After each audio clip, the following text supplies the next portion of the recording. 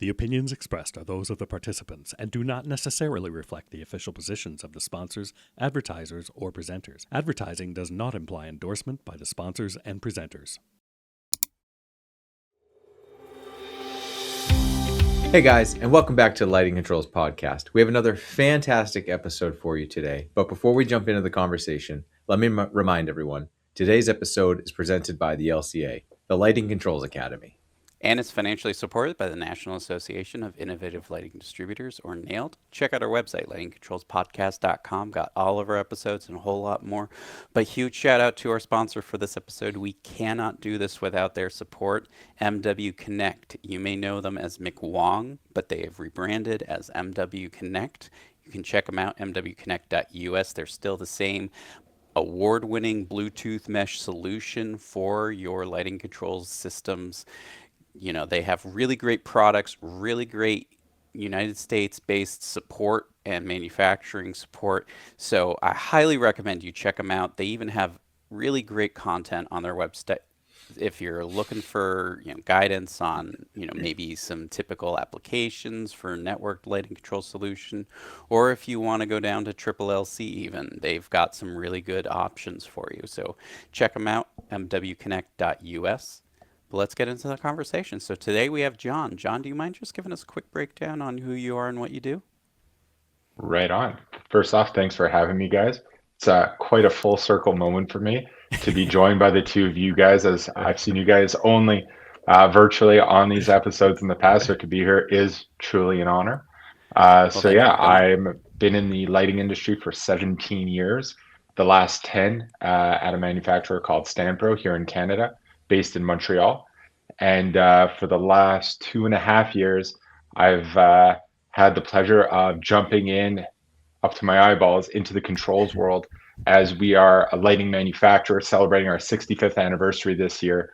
But for the last 2.5 years, starting to get more and more involved in controls and really learning one of the things that we talk about in our training. Selling fixtures is not at all the same thing as selling controls. And I am really looking forward to jumping in and kind of tackling that with you guys. No, awesome. Well, thanks for coming on, and it's always fun to hear people say yeah, I watched you or I listened to you, and it's like, wow, people actually pay attention to this. So, but thanks for coming on, and one of the reasons why we wanted you to come on was because you do represent two really interesting slices of people. One is, across the border north of us to Canada, but also, like you just said, that conversion from just selling fixtures to selling fixtures and controls. And so I wanted to start with that, maybe for those who haven't made the leap yet or are dipping their toe into the lighting control side of things. What is something you wish you could tell yourself when you first started? That's a great question. To answer that, I'll go back to a line that someone asked me when we first started getting into this, and it was, are you guys looking to move metal, or are you guys looking to be a controls company? And it took me a second, and I looked at him and I said, oh, that's great. I'm stealing that, because that really kind of captures the essence of it, which is, well, are you just looking to sell more fixtures that, happen to have some kind of a sensor in it? Yep. Or are you actually looking to, evolve to that controls company, which is a totally different dynamic? Right? Top to bottom, you have to essentially learn to rewire how your company operates. And that's been a big part of we'll say the exciting challenge of the last 2.5 years, is because every so often more and more opportunities come around, and they're different, just slightly different from the opportunities that came before. But now you're uncovering more of that wiring that needs to be rewired, because the expression I use when we do our training, no longer is an order for 100 fixtures just an order for 100 fixtures, right? You need to start asking the question, how are we laying them out? Are we going one wide open space, 10 by 10, and then Right. maybe you only need a handful of occupancy sensors? Are you taking your 100 fixtures? Are you installing them in 50 small offices, Yep. Right. two by twos per office? Well, you're going to need 50 occupancy sensors, right? And it's that whole paradigm shift that is so much easier said than done, in this format. But you start talking to, kind of lifers, people who've been doing this for Mm. 20, 30 years. And now you tell them, okay, so the way you've been doing it is right, but now we're going to change it on you because X, Y, Z. And that's the part that's been interesting is every day, every week, it seems there's another facet that we need to, rewire and Mhm. keep things very interesting. No, I think that's a really good way of kind of explaining it because I think that is the mentality that a lot of people come at it if they've been in wholesale distribution. It's just like, Mm, okay, we're gonna drop ship more controls devices and that's gonna be great. And it's like you could absolutely do that, but if you just let them kind of lead that, you may be leaving money on the table as a Hmm. result. And so just asking one or two questions will open up, a possibility for a completely different sales conversation and really bring in to focus, something they might not realize and won't realize until way too late in the game. Like, okay, you've got 50 offices and you only got three occupancy sensors. Well, now you need to buy a whole lot more occupancy Hmm. sensors. So, like, what are one of the most common questions that you've learned to ask when you get brought onto a new project? So the theme that, because my role, so as National Business Development Manager, I do a lot of different things. So I touch on primarily the specification. So our business model is we do stock and flow on one side, we do a lot of specification or design build on the other. Hmm. But I also oversee all of our product training, both internal and external. And controls has been a very big part of that over the last mm, 2.5 years. And the kind of the concept, and that's what we try to focus on more is concepts rather than just the 5-digit codes or the nomenclature because that changes as we all know. mhm. Yep. um, is this concept of the pregame, right? Kind of Hmm. like when you're younger, everyone knows you go pregame somewhere before you go to the bar, so it gets everyone's attention. But basically what it's saying is, okay, before you start this project, this opportunity, you got to get the stakeholders to the best of your abilities in the room. And like you were just saying, you want to ask as much, get as much information figured out at the beginning, because that's going to save you a whole lot of time, effort, and pain and Hmm. money at the end, getting those things done. And then we'll get into, no doubt, CIN, SOO, and, leading to that, but at least getting everyone to comfortable with the idea of just have this pregame. Hmm. Because for us with our system, although the system itself can do all these different things, not every piece of hardware, right? It's like hardware versus software. One of my Mhm. colleagues has really honed in on that. Software wise, we can do all this stuff, Hmm. right? But hardware wise, you can't do everything. So if you don't ask the right questions and select the right hardware, when you go to program your software, when you get to the end, you may end up with 2 weeks worth of work because you didn't make the right, and maybe the contractor, integrator, whoever's ultimately responsible, maybe didn't budget for 2 weeks of work. They budgeted Hmm. for 4 days, and now you've got a lot of people working for free, which no one wants, right? Yeah, yeah. So what was the real driving force for you guys when you started looking at this probably, 3, 4, 5 years ago Mhm. with the idea of getting into controls? Like what was sort of the driving force that you decided this is a road we want to go down and these are the Mhm. reasons why versus letting someone else handle Mhm. So I can say that I was not in the room when that conversation it? happened, thankfully. But I could say that it really is driven by the fact that everyone kind of, the direction of our organization really sees the writing on the wall, and that it's evolution, right? Yep. LED is kind of, some people think it's that last big technological leap with lighting. You can only get so many more lumens per watt out of it. So what's the next logical step? Well, it's controlling light. right? It's that classic, hey, it's 2 in the morning, you're driving around and you see buildings fully lit up and there's nobody in there. How do we mitigate that, right? How do we implement a solution to be more energy efficient? And then you get into the whole conversation of building management systems and the IoT of things, not to just throw buzzwords out there, but those were kind of the initial conversations that led to, okay, so how do you go from being a fixture company to then becoming a controls company? There's, as you guys know, there's so many different avenues, and eventually you just kind of, you jump. Yeah. Well, and again, like the other facet here is, you're up in Canada, which is a different market from Yep, the United very much. States, and so, from that stance, there has been a marked increase in attention towards lighting controls in especially like the Toronto region. hmm But what are you seeing, at least compliance requirements wise? So for us, one of the challenges we have is our national building code is pretty comprehensive, can be pretty strict, but we're a country of 10 provinces. And Hmm. much like you guys are familiar, you have federal and state, Mm. federal and provincial, you have a national building code, but then each province has their interpretation of it.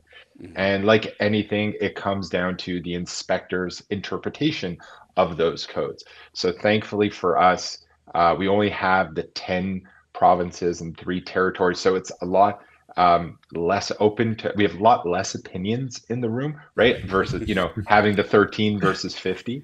Right. But it's still, whether you have some provinces that really go deep on ASHRAE and other provinces that don't even know what it means, what it stands for. You have Yeah. certain provinces where their utility rebate programs are hell bent on DLC premium in order to get them. When you have other provinces that, as long as you have DLC, if it's standard, that's all. So, and then as a country, the population centers are heavily focused in just a few areas.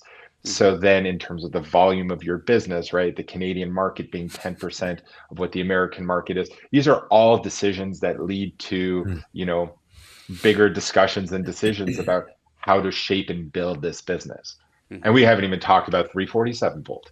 So that's a whole other, No, I that's a think whole, that's a really good yeah. topic too, Yeah. because hmm there's like everybody in the United States assumes, okay, 120, 277 volt, hmm we're good. And then as soon as you cross over the border, you have this additional voltage. And so if you Yeah. don't mind explaining that a little bit. Without putting your listeners to sleep, what I'll basically say is 347 is a way of, it's kind of like hacking your circuits to allow for larger load because in Canada, it gets really cold. And, Yep. or at least this is the story I was told 17 years ago. And it was because heating is a really big factor. It's a really big driver, or not driver, but a consumer of our electricity. And to allow for the building circuits to be more efficient, that's what 347 ultimately was. Whether that's true or not, don't fact check me. That's my story. But it does kind of make sense. Hmm. But it does, thankfully, with LED though, and wattage consumption loads coming down more and more. I mean, 120 is a lot more common, especially on new construction. Hmm. But the retrofit market still represents such a huge Right. untapped resource. And that's where, across the board, whether it be fixtures, controls, making sure to focus on that 347 component is important. Yeah. And I feel like that's a good like indicator of whether a group sells in Canada or not, Mm. is whether they have the hmm 347 volt option, because otherwise it's like, okay, they probably don't do a whole lot in Canada. Yeah. Um, and so that I think it's just really interesting, because if you only design in the United States, you're never going to really run across this. But then it'll just like surprise you. But so there's that. But are there other like nuanced differences between the Canadian market and the States? The other one that has really, I started my career working for a high-end architectural, linear architectural manufacturer, so a lot of exposure to the U.S. market. Mm. And it's only been the last 4 or 5 years that it really dawned on me that the Canadian market is far less on the lighting side impacted by strong lighting design firms. Mm, Mm. Whereas in the American market, you'll have, whether it be regional, whether it be out in San Francisco, in New York, you have some really large powerhouse lighting design firms, not divisions of architect, hmm their own lighting design, and they'll, run the projects on the lighting side. Whereas in Canada, not to say that we don't have those lighting design firms, but they don't have the same cachet, I guess is the word. mm, Mm. You have a lot of, you have lighting design people that work within architectural firms. But then for the projects that are less flashy, that aren't as big budget, um, it's really on the engineers to go ahead and specify lighting. And so that's kind of a big departure that we see. And again, when you work with different partners who are used to selling to one market or the Mm. other, or like with controls, listening to some of your guests come on and speak and seeing that, oh wow, the people making these decisions, getting access to the end user becomes just that much harder because, a lighting design firm right. is that much closer and really understands the nuance, the budget, the Yep. true goals and objectives of the project. Whereas an engineering firm or, who has maybe an architect on staff, they may have a vague understanding. They know what the budget is. Their mandate may just be put some specs on some plans and make it meet the budget. Yep. So it's that I would say is another interesting challenge that we deal with that's different from down south. hmm So who's typically in charge of sort of controls design? So like, for us, it tends to often be on a lot of smaller projects, the electrical engineers, right? Especially if there's no lighting designer involved. Mhm. But even if there is a designer, very often they don't have a controls team. Some do, some don't. So Mhm. it often falls back to the engineer because they have to stamp it. So how does that work for you guys? Is it the same process or is it different? So I am still really getting my bearings on some of those larger projects as we're just starting to get there in our ramp up. But I would say it's a combination of the electrical engineer who's obviously, putting plans together and understanding, and the lighting agents. The lighting agents up here definitely have a lot more say, primarily because they have the knowledge of the what I like to call the legacy systems, Mm-hmm. right? And controls is still very much that, oh, you need controls? Where's Jim? Okay, Jim's our controls guy. We're going to take the project, send it over to Jim. Yep. And you still see that at so many different levels. And that's kind of the approach that we've tried to take, is not necessarily demystify, but take hmm a little bit of that stigma, that sting out of controls.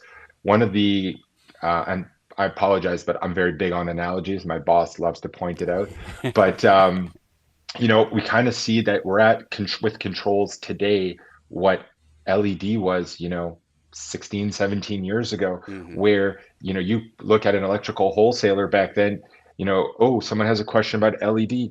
Where's Jim, the LED guy? He's got Yeah. his briefcase with his Samsung, Toshiba, or LG Par 38 lamps that, Right. cost $75 each. And it was, oh, LED. Go.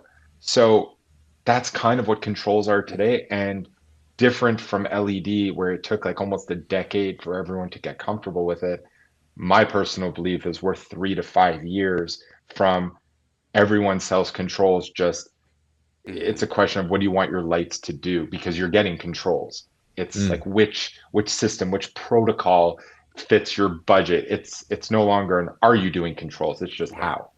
Mm. No, So and it's I think that that's a really good point, and I think one of the interesting things is going to be which technologies really manage to take off versus which ones get left behind, Hmm. because ultimately, I mean, we're seeing a lot of sort of Wild West approach to the technology, and everybody's jumping on board and trying to get their opportunity. But from your standpoint, I mean, you're at the end sale point. You're seeing, what is getting purchased versus what is getting Hmm. asked for. And so, what are you seeing? Like, what are the more common things that are getting bought? So we are not so much what's being bought, but it's trying to get to the answer the question of what are you ultimately looking to do? And what Mm-hmm. Mm. we're seeing is that, you know, 7 times out of 10, all anyone wants, truthfully, is sensors that when someone leaves a room, the lights are going to shut off, Yep. right? That's like 70% of what, and then from there, that's kind of your baseline. And Mm-hmm. then it's okay, can we start incorporating? Okay, so for building code, you want to have switches on the wall. Maybe you want to start talking about daylight harvesting, which I have a love-hate relationship with daylight harvesting I because think we although all we Most do. under people do. right, it's the number of calls that you get that the lights aren't working, and it's like, no, they are. It's, but that's a conversation for another day. Um, but I'm really understanding, getting to the heart of the matter. What are you looking for your fixtures, how for them to behave? What are you truly? And for so long, because again, the Canadian market's a little bit different. Everyone got so used to reaching for those, the legacy brands, that Mm. not to take anything away from anyone. But when you're looking at these, they're inherently more expensive because they're oftentimes wired systems, and decisions get made at the outset. And then, well, once you're reaching for this system that does all these things, well, people start talking about buzzwords, and it sounds like if I'm getting something expensive, I should do. And then there's that, broken telephone of, well, we're going to program it this way, but the person who's ultimately sitting in the office doesn't know exactly what everything does. Yep. So it's really the big challenge is getting everyone on the same page. And that's why, to bring it back, we really internally try to focus on everyone about that pre-game meeting to really understand, what's the objective here. Mm-hmm. Because we say you can do controls 4 different ways. Mm. One answer will be more right than the other ones. Aren't wrong, they're right too, but one is just a little bit more right. And if you ask the right questions, you figure out what is truly the right answer. So what have you been finding works for you when you're, trying to talk to people and get the right questions? Who are you talking to? What path are you sort of taking? Because your path, I think, is slightly different than ours, right? Just Yeah. because of contractor workflow. Hmm. So how are you getting in front of the right decision makers to help make sure that your projects go smooth? So for us, we've taken the approach of, we need to talk to everyone, Mm-hmm. right? We can't just pick one lane and say, all right, we're going to focus on, the electrical contractor Mm. or the electrical wholesaler. You can't just go one, because in every territory, it's a little bit different. On every job, who has say or is closer to the end user, or who understands. So we just need to talk to everyone. But as we all know, the big challenge is, as much as you're going to talk about the same device or the same, widget, you have to talk about that 6 different ways depending who you're Yep. talking to, right? You want to speak their language. Right. And there's some people, we always laugh in at the company here when people always refer to, well, the customer asked, and I'm the guy always going, stop. Who's like, which customer? Who are we talking about? Because if we're talking about an engineer or a consultant, well, the collateral, the answer to that question might be a little bit different than if it's the electrical wholesaler. And Yep. even within each of those stakeholders, right? If you have the guy who's in charge of, estimating the scope of the Mm-hmm. job, and he's just, dollars and cents, versus, are you talking to the guy who's trying to wire this up on site, right? That part is so important. And getting even that information sometimes is difficult. Mm-hmm. So to answer the question in a roundabout way, it's you have to be talking to everyone Yeah. because, Yeah. like you guys have talked about on previous episodes, for you guys, it's even a little bit trickier given the size of the country and the regionality terminology, right? Getting everyone on the same page with, Yep. is a controller different from a power pack, different from a Mm. relay, right? Yep. And those are some things that we as a company we made a few, we'll say, rookie mistakes early on, with some terminology of things that we realized we've recognized it. No thanks in part to this podcast. It's definitely Oh, I'm shed a glad to lot of hear light that. on things because for me, as the guy who's tasked with going out there and talking about it all the time, Hmm. it's okay. I understand we have our partners that we work with to learn the technical side, but it's how do I make this relatable to what other people are talking about? And to hear you and your guests, like, it's funny, in prep for this, I went back and watched, or I didn't go back and watch, I got prompted to go watch episode 1 where you guys did the handoff. And I swear I had to stop and look because it clearly said episode 1 and I clicked on it. But the conversation that you guys were having, and it was what, 3-4 years ago that I think you guys Yeah. did Yeah, it that? was a while ago. It could have been last week Yeah. that you were having that conversation. Because the themes of, and it just, that kind of gave me a lot of comfort as the new kid on the block, so to speak, right? That's part of the other kind of discussion we have with controls. We're a mature company. We've been around for 65 years, but we're kind of new to controls and some of the terminology. So inherently you get a little, we want to learn the lingo and understand the way, and then you realize, oh, it's, you mentioned before, it's like the wild wild. It's still the wild. We're coming in at the right time. Yeah. We still have a lot to learn, but good news, so does everybody else. Right. Yeah. Right? It's kind of the great equalizer in that regard. So that was reassuring. No, definitely. And then I'm curious, you mentioned some of the terminology that you use maybe not aligned with, like, for instance, IES's recommended definition, Mhm. but do you mind sharing some of those words that So at first, and that's where again that we have a really great team that are working on this. But when you start pulling people who are used to working sometimes on fixtures, and they're things like a fixture controller versus zone controller, mm-hmm. and just understanding kind of what those do, and that they're synonymous with a power pack, and that a power pack that you may have, that in lighting parlance, a power pack is just something that you need to power something.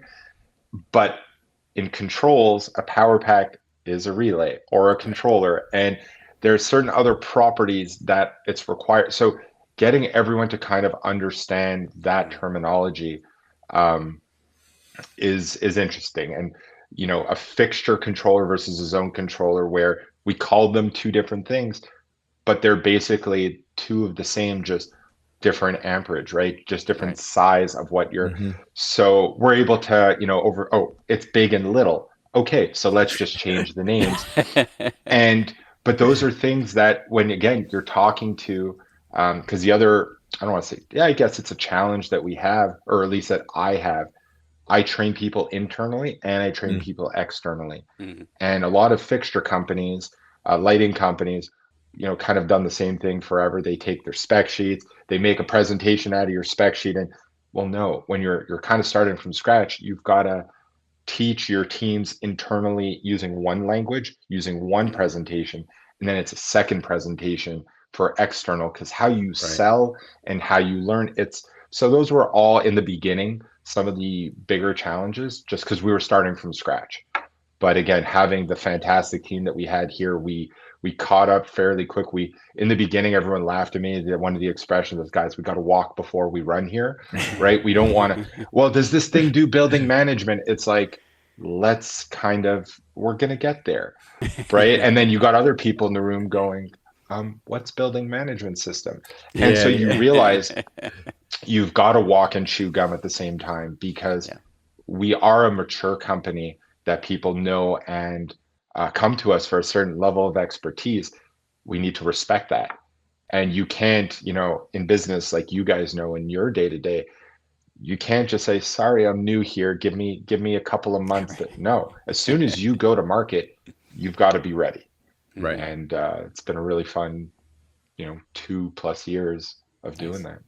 Nice. When you're working on training, and you mentioned doing both internal and external, what have you found really sort of works for you external, right? Because like you said, they are so different. We spend so much time with our colleagues, and then you realize you're getting out and you're talking to engineers or end users or distributors, and they all have different skill sets. So have you found that you have to tailor your trainings a certain way based on the Absolutely. user?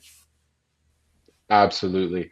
I'm very fortunate. I work with some really great people who, one of my colleagues, Cody, he was prior to joining us, however many years ago, he came from the sales side at being an electrical wholesaler and selling some of those other legacy systems.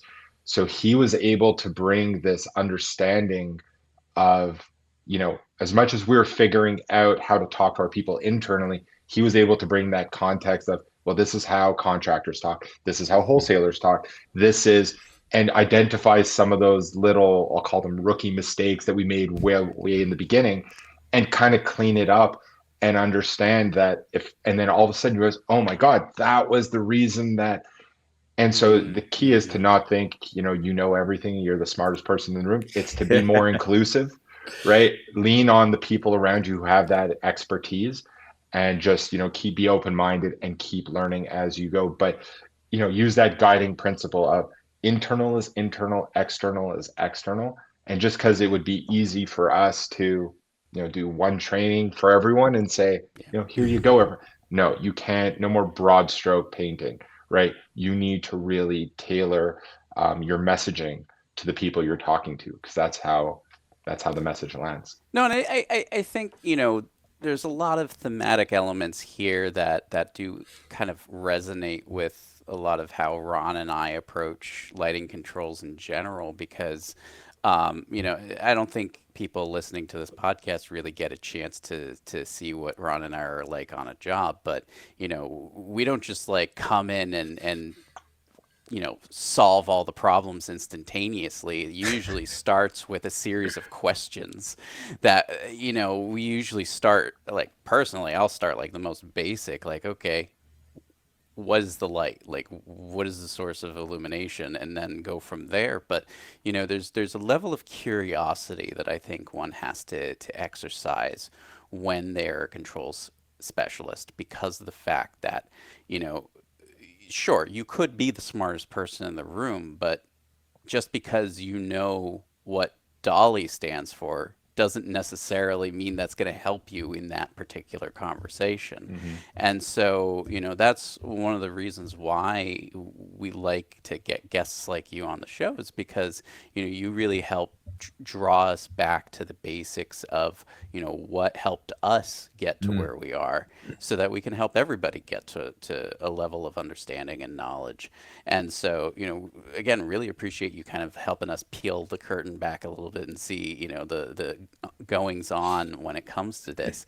But looking towards the future, if you had a magic wand and you could change anything in the industry, especially in the Canadian market, what's the one thing that you would change to make it better? Oh, easily 347 bolt gone. that would make life Hilarious. so much simpler. But no, actually, that's a very good question. That's I think it would be, kind of getting everyone standardizing a way to market for controls, in terms of, I call it the pregame, the control intent narrative, sequence of operation. If there was a way to kind of have everyone sign on to a document that just kind of says, all right, guys, here are the rules of the game. This is what we are all going to follow, whether you're, a contractor, building manager, you name it, top to bottom. I think that's the thing that would just make life easier for everyone, because we would still have the complexities of all the jobs that we work on, it's construction. There's budgets that are still, play a role. The complexities of the physical, is it a new construction, retrofit, all that. But at least it would take so much of the guesswork, broken telephone aspect out of it. And I mean, there is nothing worse than getting a call on Friday. All right, we're ready on site to do our, our controls. Can you guys come on Monday? Sure. We'll go out on Monday, and we show up and they're like, okay, so you're here to do the commissioning? Yep. Great. Where do you want to start? Where do I want to start? Where's the plan? Where's the layout? Yeah. What do you mean? It's like, well, okay, let's go in that room. What do you want to do in this room? I don't know. You tell me. It's like, I'm sorry, wait, and you need to be off site by Thursday to give your certificate of occupation. Like, what? So to avoid, and again, it's not every job that's like that, thankfully. Yeah. But if everyone kind of signed on and understood the right way of doing things, I think, regardless of which side of the border you're on, that would just make life so much simpler for everyone. Yep. Standardized documentation, control intent narratives, sequence of operations, all those fun things. If we could see those I know there are documents out there. They exist. Whether or not people use them is a different story. But I have a question for you. When it comes to, control protocols, dimming protocols, what do you see the most? Because we know we talk about 0 to 10 here a lot because that's what we run into the most. But what are you seeing? 0 to 10 is the primary one that we work with in our side of the business. We see, Triac 120 volt also, kind of that more economical price point of certain products. And I think, at least in the Canadian market, the spoon that's kind of stirring the soup, as they like to say, has been the multi-unit residential condo apartment building type jobs, where you start to see that bleeding of commercial and residential kind of blurring into one. And now you suddenly have, projects where it's very budget. They want to use residential type products, but they're at 12, 14-foot ceiling heights, which necessitates a commercial grade product to get the lumen outputs that you need.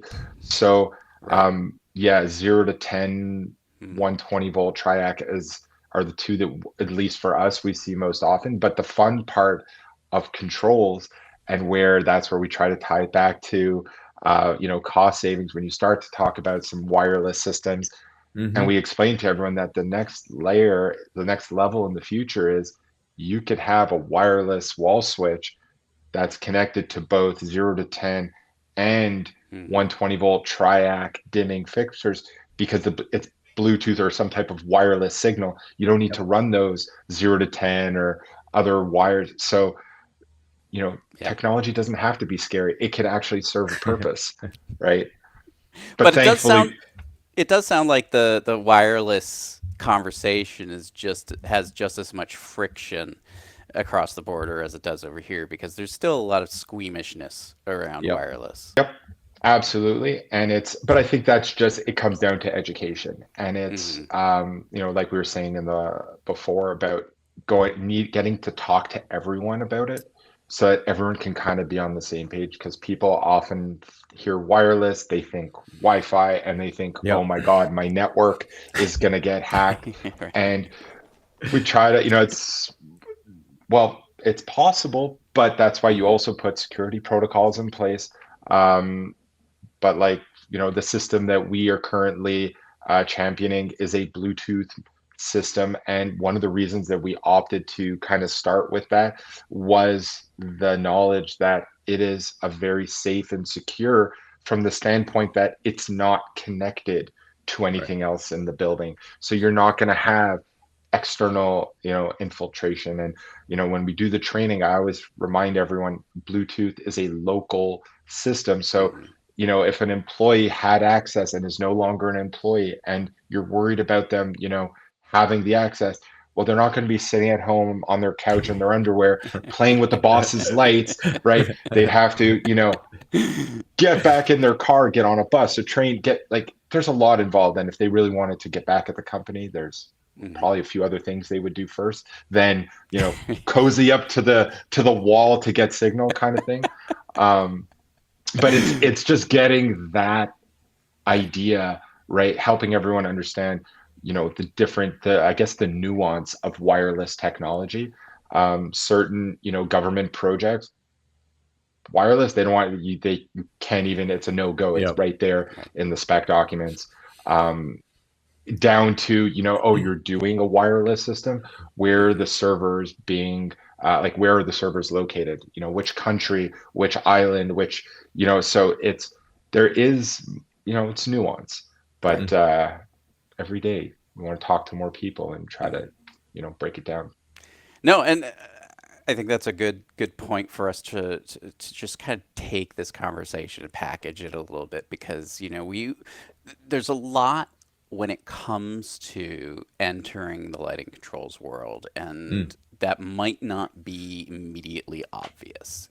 And so getting a sense, I mean, obviously listening to the podcast is a great first step. I feel like a lot of people do come to me and they're like, yeah, I learned so much about it from listening. But I mean, ultimately, like, you gotta make the leap. You got, and Yeah. the leap really is that choice of, are you just gonna take a box from one location and hand it to somebody else? Hmm.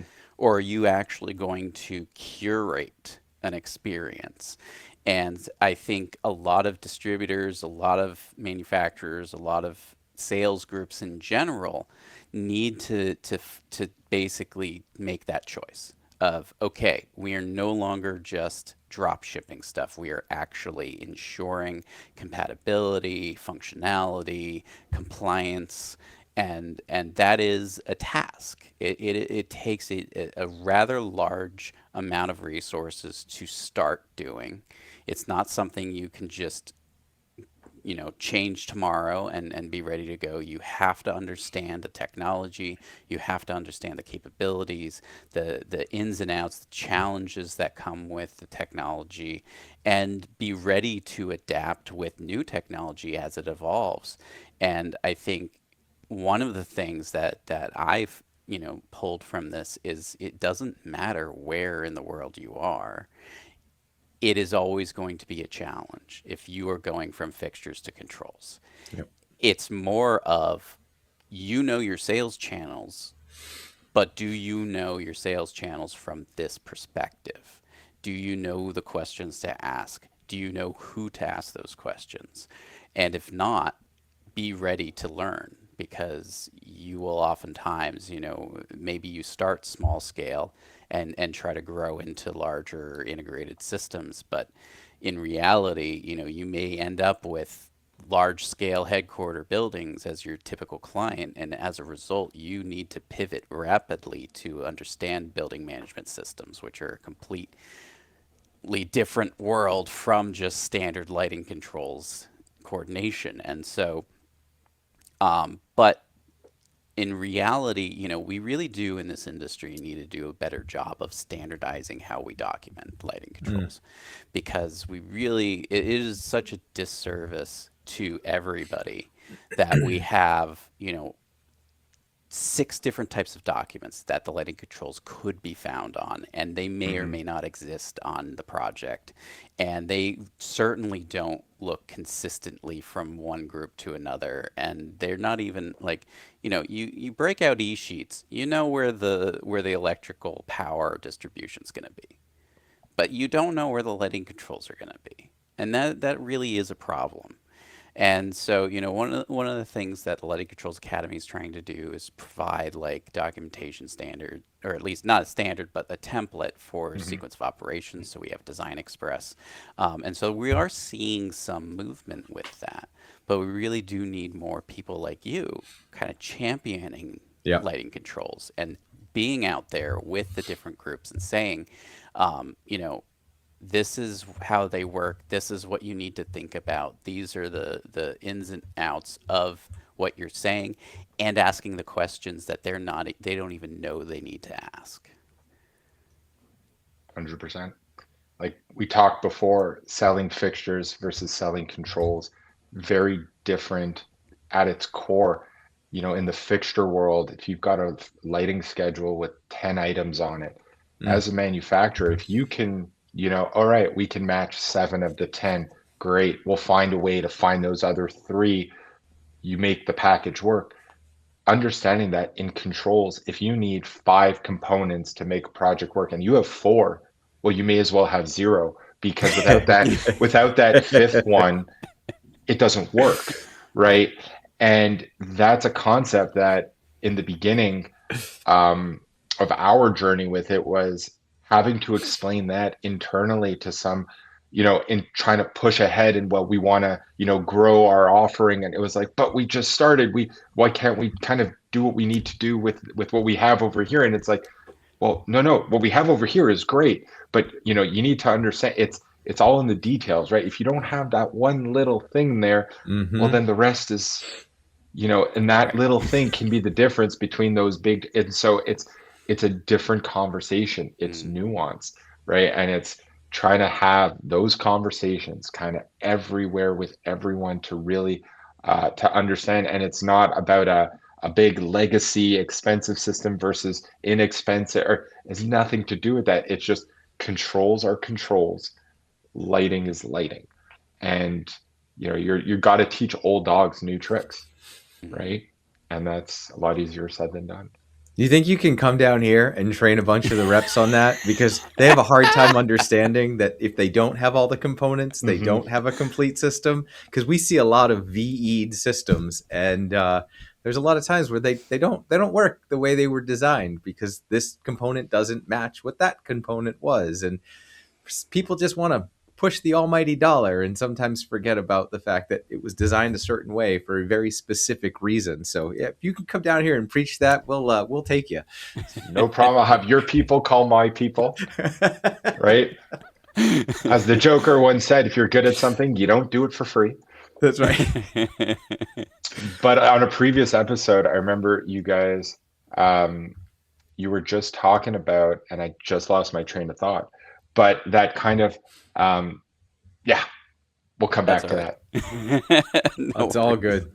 Jonathan, man, that was thank you so much for coming on today, man. This has been an absolutely fantastic conversation. Honestly, wish you the best of luck. And as you guys continue sort of down this journey, it sounds like you are doing all the right things, asking all the right questions, trying to talk to all the right people. So just, keep doing what you're doing, and really appreciate your time coming on today. Thank you guys for having me. This is, like I said, full circle moment. And like I'll be watching, I'll be listening, and keep pumping them out. Awesome. Thank you again. I will just close this out and remind everyone today's episode is presented by the LCA, the Lighting Controls Academy. And is financially supported by the National Association of Innovative Lighting Distributors, or NAILD. Check out our website, lightingcontrolspodcast.com. Got all of our episodes and a whole lot more. But huge shout out to our sponsor for this episode. We cannot do this without their support, MW Connect. Speaking of Bluetooth mesh solutions for those projects that need those nice wireless communication capabilities, whether it's simple or complex, all the way up to building management systems, I highly recommend you check them out, mwconnect.us. Thank you for joining us. And John, thank you. This was an awesome conversation.